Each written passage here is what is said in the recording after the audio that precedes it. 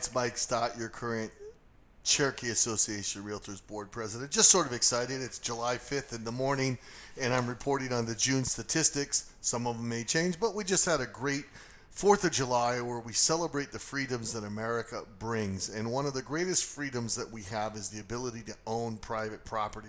And I know that you all are very involved in your communities. You help protect these private property rights, and you're elevating the profession because you're willing to be educated and to share that knowledge with your buyers and sellers. Median sales prices, I'm going to run through these things.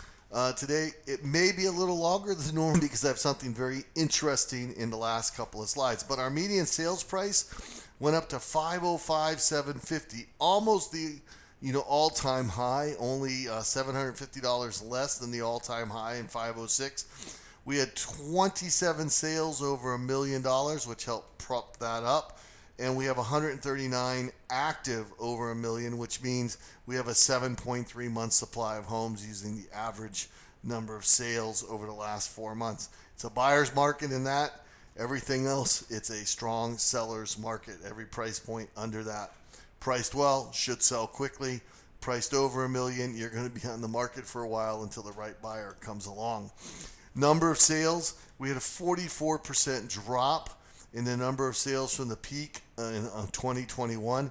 At 342 sales in the month of June, we have to go all the way back, again, 10, 11 years with the population was less and everything else. So the number of sales are down fairly dramatically. And I was hoping to see this number come up this month. It hasn't. We'll look at the number of pendings in just a second. So again, our median price, 505. Number of sales, 342 sales. We have 811 active listings. The median price is asking 600. The median closing price is 518 for the single family houses. We have 99 active attached homes. We've closed in the last month 29 with the median price being 402. And, sort of interesting on the homes that we're averaging above the list price. We have 910 active listings between the two of them. That's up from 843 last month. Under 500,000, we have 315 homes available out of the 910. So about a third of them are under our median price. And under 300,000, we have 11 homes.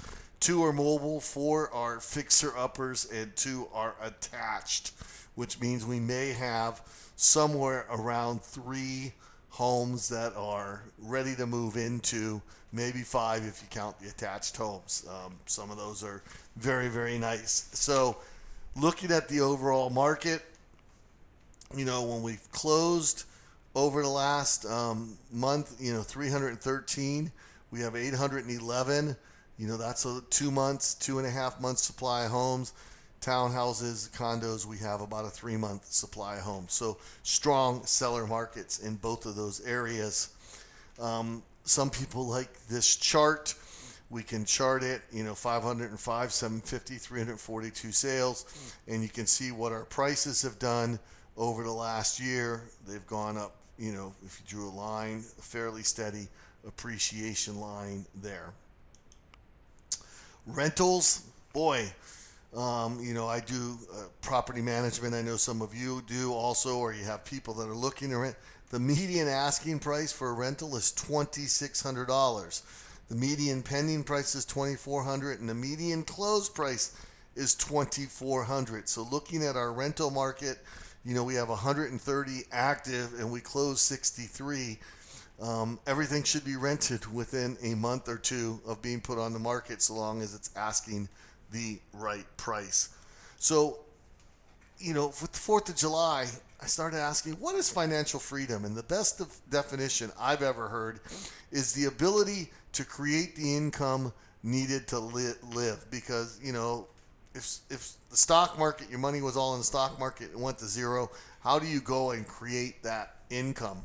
And one of the great financial freedoms we have is owning a house, in which we can fix the payment for 30 years, that you pay off the mortgage after 30 years, and you can be, that portion debt free or need less income to live on that. In fact, wealth is created by owning homes. In 2022, there was a report that the average homeowner had a net worth of $396,000. The average renter, $10,400. You can get the details by going to the website tinyurl.com, 396,000. But here's something to show your buyers. I started playing with it. If we were to rent a house today for $2,200, which is well below our median price right now, and it went up 3% a year increase in rent, over the next 30 years, that rent would grow to $5,340 from $2,200 on up. At year 10, it would be $2,900. So in years 3 or 4, the rent would be higher than what the mortgage payment would be, even at 7% interest rate. So I compared that to, what if you bought a house for $350,000 with 10% down, 7% interest rate, and 3% yearly appreciation? Well, your principal and interest is going to be $2,095 and change. Your property taxes, I'm estimating, because different areas have different property taxes, $300. Your insurance, somewhere $90 a month, and your HOA, $50 a month. Your total payment, $2,535. That house, I would assume, would rent for about $2,200 in today's market. But here's what's interesting, and I am ignoring that the property taxes go up and insurance will go up and the HOA will go up, but I'm also ignoring the fact that the 3% increase is low historically for what rent is going up. And we're going to have fix-up costs when you own the house. You're going to have to replace the roof. You're going to have to replace appliances and everything else. But in year 1, you have $35,000 in equity in the house. Again, ignoring costs to buy or sell a property.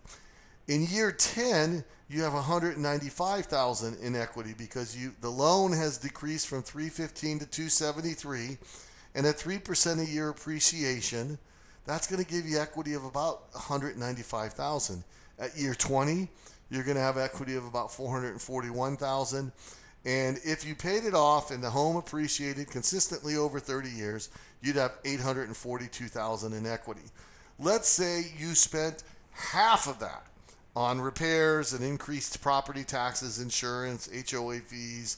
You put an addition on, you did all those other things. You'd still be $420,000.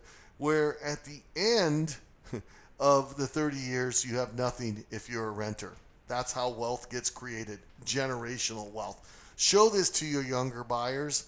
Show them how they can create a lot of wealth by buying and holding on to real estate. And again, realize that this payment was fixed at, somewhere $2,500 plus or minus the increases there for 30 years. Whereas, at $4,000 a month for the last 10 years, you're spending $400,000 or $48,000 times 10, $480,000 versus $30,000 times 10. You're spending $100,000 more to rent in the last 10 years than you are to own. So, very interesting statistics. Something you should get educated on and be able to talk with your buyers and your sellers about how to build wealth.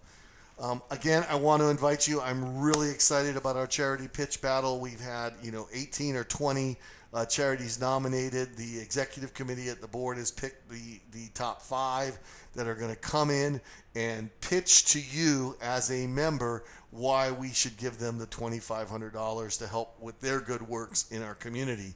And again, this is all designed to help you get involved with other people that are involved in our community. So come on out to the August general membership meeting. It's August 14th, 12 to 2, $10. You're going to get some lunch and hear what some really good works that are being done. And finally, I just want to say thank you for listening to this. As always, Most of these opinions are my own, so if you think I've done something wrong or done something great, just drop me an email, mike.stott@mac.com. Thanks.